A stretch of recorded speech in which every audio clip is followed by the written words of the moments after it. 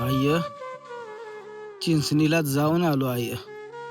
चिंचणीत होतो त्यावेळेस प्रत्येक देवाच्या मंदिरात पाया पडताना फक्त एकच बोलायचो, माझी आई मला स्वप्नात तर येऊन बोलू दे, स्वप्नात तर येऊन भेटू दे. किंवा इथं आज संध्याकाळी चिंचणीत मुक्काम टाकल्यानंतर संध्याकाळी तर माझ्या स्वप्नात येईल. पण आई तू कुठं सुद्धा स्वप्नात आली नाही. प्रत्येक मंदिराच्या पाया पडलो, भंडारा उधळला, सगळं केलं, पण तू नाही दिसली. ह्याच्यावर मला समजलं तो इथून पुढं कधीच दिसणार नाही मला.